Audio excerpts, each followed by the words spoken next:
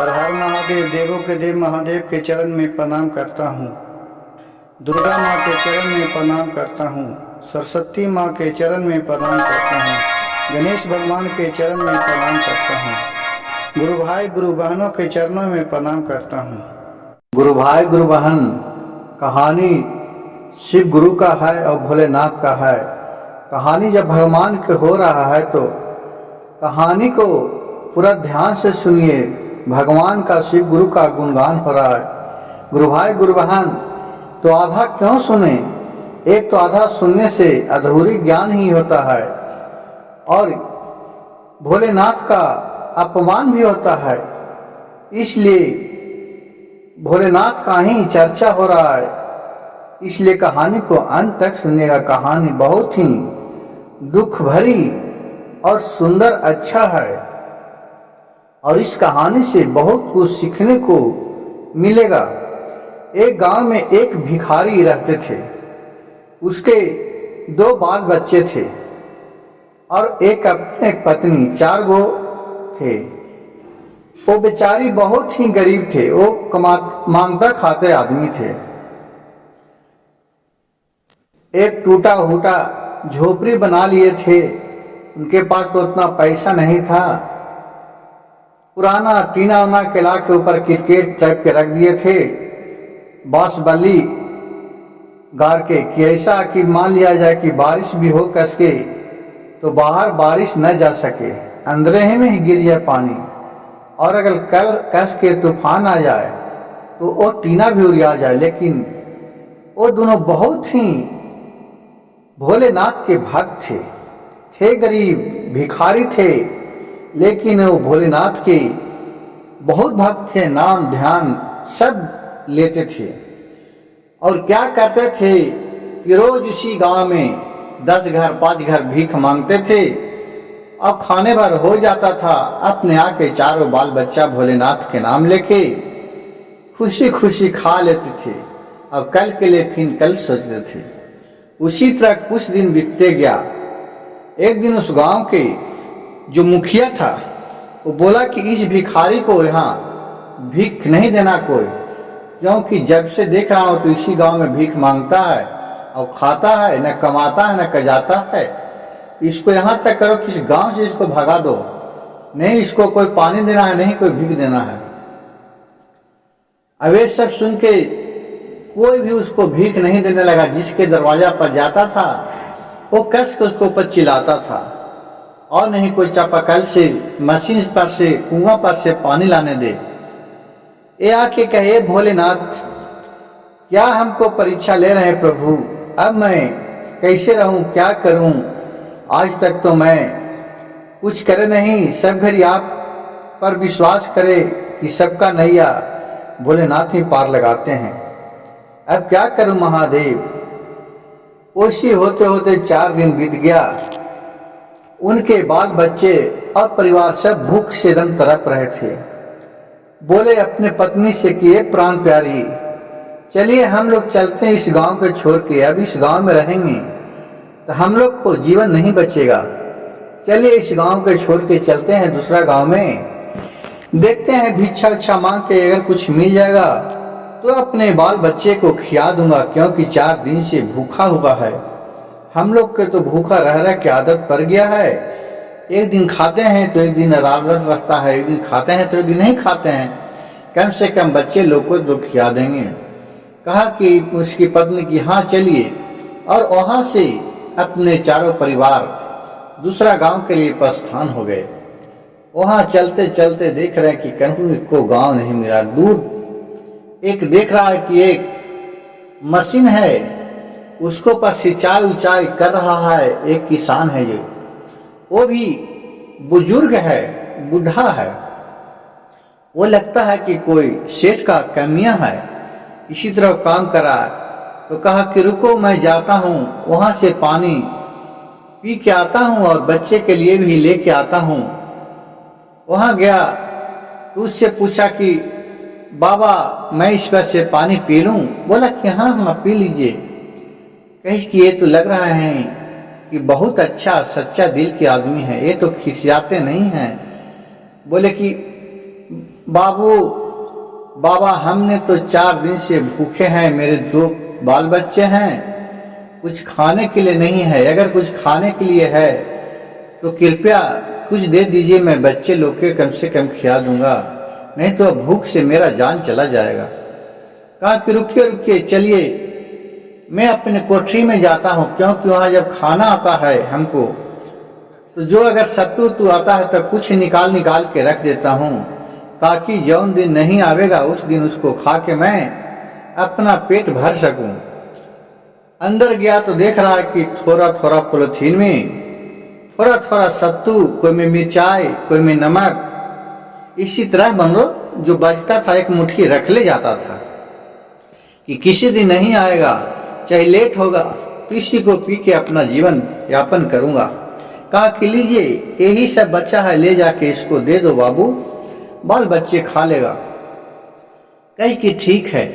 फिर वहां से उठा, सबको चिमकिल को बटोला पॉलिथीन के, और फिर गया, आगे गया, उसी मशीन के पास आगे एक पेड़ था, पेड़ के पास गया। कहे कि चलते हैं, दोपहर का समय है, जेठ का दोपहरिया है, इतनी तो पेड़ पौधा नहीं है, आगे चलते हैं। नजर आ रहा है एक पेड़ है और उसी जगह एक तालाब है, उसी में से पानी भर लेंगे और उसी जगह खा लेंगे। और वो देख रहा कि केला के पेड़ भी है, उसी पेड़ पर गए, चारों बाल बच्चे बैठे, केला के पत्ता को तोड़ के लाए और उसी पर केला के पत्ता को 4 भाग कर दिए और सत्तू सान लिए और 4 मुट्ठी बना दिए कि चलो एक एक मुट्ठी सब कोई खा के जीवन अपन यापन कर लेंगे, अब कल के लिए कल देखा जाएगा। सब भोलेनाथ के कृपा हो, चाहेंगे तो खुद देंगे, नहीं तो भूखे रहेंगे, और क्या करें। चारों मुट्ठी सान के चारों को हिस्सा लगा दिया। जब खाने के लिए चला उधर से एक बूढ़ा आ रहा है, एकदम चिल्लाते, अरे बाप रे बाप, हमें जान नहीं बचेगा, जान नहीं बचेगा। भिखारी ने बोला, क्या हुआ बाबा? कहा कि मैं तो आज 10 दिन से भूखा हूँ, अब हमें जान नहीं बचेगा, कुछ खाने के लिए है तो दो। देखिए वो बूढ़ा थे, कोई नहीं थे, वो भोलेनाथ थे। वो परीक्षा लेने आए थे कि इतना कष्ट में भी हमको ध्यान लगाता है कि नहीं। गुरु भाई गुरु बहन, सोचिए जिसका दिल में, जिसका ऊपर भगवान का इष्ट हो, उसके पास दया रहता है। यहीं से आप समझ जाइए कि जिसके पास दया है उसके पास भगवान का इष्ट है, और जिसके पास दया नहीं है, लालच भरा है, क्रोध है, उसके पास भगवान का इष्ट नहीं है। भले वो जितना पुजारी हो, जितना शिव भक्त हो, जितना कोई भी पंथी का हो, कोई भी धर्म मानने वाला हो, जिसके पास दया नाम का चीज नहीं है, उसके पास भगवान नहीं है, वो सदैव राक्षस के समान होता है। और फिर वो कहा कि ठीक है, वो कहा अपने पत्नी और बच्चे से बोला कि ठीक है तुम लोग खा लो, क्या भूख के मरम होता है ये तो हम लोग जानवे करते हैं कि जब भूख लगता है तो पेट में इतना जलन होने लगता है, लग रहा होता है कि एकदम क्या करूं।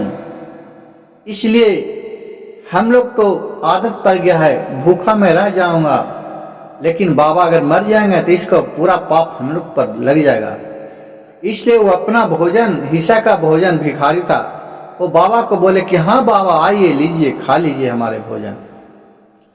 उसका पत्नी बोली कि लीजिए मेरा हिस्सा भी खा लीजिए। तो बोला कि क्यों भिखारी? कहा कि अगर आप नहीं खाइएगा पति तो मैं क्या खाऊंगा।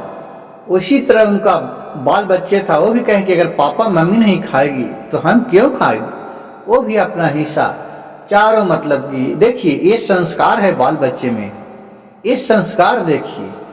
आजकल के तो है कि कोई नहीं खाएगा तो अपने गपर गपर खा लेगा, कोई खाए चाहे न खाए।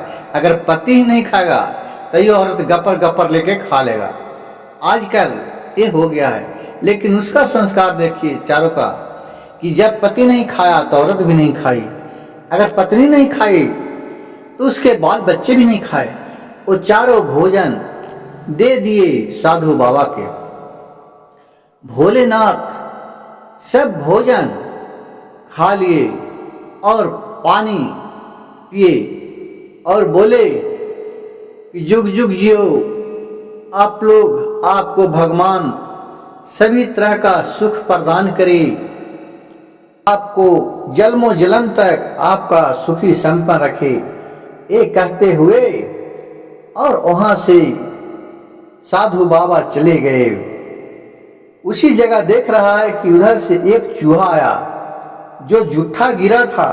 तीन लोग सोचे चलो जूठा खा के कुछ पानी पी लेते हैं, बाबा जो सत्तू खाए हैं कुछ गिर गया है। भोलेनाथ प्रसादी समझ के उसको छोड़ दिए थे। फिर उधर से एक चूहा आया, तो चूहा ने देखा कि थोड़ा मैं भी खा लेता हूं, बच्चा है तो वो खाने के लिए गया जितना दूर, तो देख रहा है कि उतना दूर उसका पुच्छी हिला ना तो सोना के हो गया। और ये सब जो था, जो देखते देखते चूहा को, उसको सोना का हुआ चूहा का पुच्छी। और इन लोग पूरा राज से तरह से पूरा जेवर जठिया राजा एकदम महाराजा बन गया। और उसी जगह फर्स्ट क्लास के महल बन गया, किसी भी चीज का कमी नहीं हुआ। सोना चांदी गाय हाथी घोड़ा सब कुछ भरा, एकदम बाजार टाइप का हो गया, पूरा महल हो गया। अब ये तो चूहा को देखकर अचरज लगने लगा, कहा है ये कैसे हुआ। इन लोग देख के बोले ये कोई नहीं थे, ये भोलेनाथ ही थे जो हम लोग के परीक्षा लेने आए। और उसी जगह उस जगह सब सर मस्तक टिके अपने प्रणाम किए। और फिर पत्नी और पति बोल रहे हैं कि जब हमारे पास भोलेनाथ इतना संपत्ति दिए हैं अथाह, तो हम लोग क्यों न कुछ दान और पुण्य करल जाए। दोनों पति और पत्नी बात की, कहा कि हाँ हाँ ठीक है।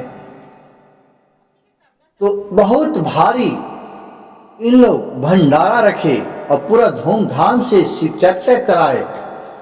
और ये सब बात ये सुन रहा था चूहा सोच रहा है कि अब क्यों न हम तो वो खाली ठेके उनको प्रसाद में आधा दूर में, तो मेरा पुच्छी तो सोना को हो गया।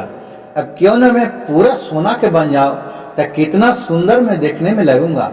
मेरा पुच्छी तो खाली सोना का है, ये तो इतना अच्छा लग रहा हूं। ये वो मन ही मन सोचते रहे। अब पूरा फिर धूमधाम से भंडारा रखवाए। वहां सब देवता लोग आए साधु के रूप में, सबको खुशी खुशी भंडारा में खिलाए।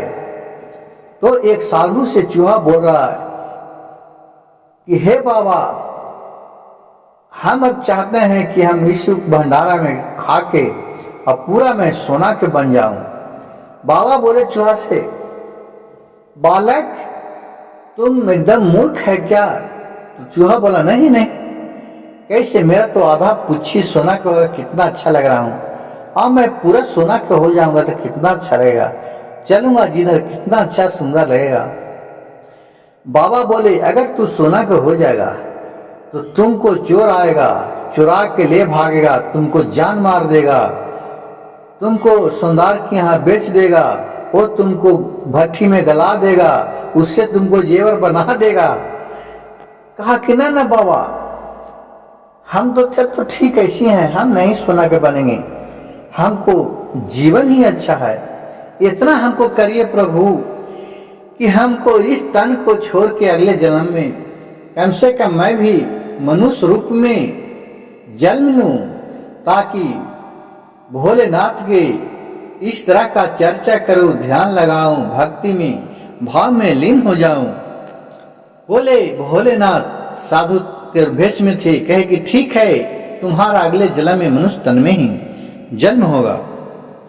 और फिर चूहा सोचने लगा कि कितना संतोषी ये राजा है, हुआ ये भिखारी है, ये धूर्त है, कितना इसके पास संतोष था कि अपने भूखा रह के और उस बूढ़ा को खिलाया, जिससे आज ये राजा में, भिखारी से राजा में परिवर्तन हो गया। गुरु भाई गुरु बहन, जिसके पास संतोष है, क्षमता है, उसका साथ भगवान देते हैं। आज तो देखने को मिलता है, बहुत से सुनने को मिलेगा आपको नजर के, आपको गांव में, आपको जवार में, आपको अगल बगल में, कि जो गरीब है और देखते देखते उसके पास जब धन हो गया तो उसको पास अहंकार भर जाता है। यही कारण है उसके पास से फिर धन परिवर्तन हो जाता है, फिर भिखारी बन जाता है। आप अपने नजर से देखे होंगे कि कितने भी गरीब हो वो अमीर बन गया, और अमीर बन के फिर गरीब बन गया। क्यों? कि उसके मन में अहंकार चलाता है। मुख्य कारण वही है जिसके पास अहंकार नहीं है, संतोष है, उसी के पास भोलेनाथ का कृपा बना रहता है और सभी देवी देवता का कृपा बना रहता है। चाहे आप जिस भी देवी देवता के मानते हैं, उनका कृपा आपके ऊपर बना रहता है। जब आपके ऊपर लोभ नहीं रहता है, छल नहीं रहता है, कपट नहीं रहता है। लेकिन जब आज संपत्ति हो जाता है जिसके पास, तो उसको लोभ आ जाता है, लगता है कि किसका संपत्ति और बेईमानी करके, शैतानी करके उसका ले लूं। यही दुख का कारण है। गुरु भाई, गुरु बहन, अगर मेरे वीडियो अच्छा लगे तो कृपया मेरे चैनल को एक लाइक कर दीजिएगा और सब्सक्राइब कर दीजिएगा और शेयर कर दीजिएगा, ताकि ऐसा मोटिवेशनल कहानी, ज्ञानवर्धक कहानी लोगों को सुनने के लिए और समझने के लिए मिल सके। हर हर महादेव, घर घर महादेव।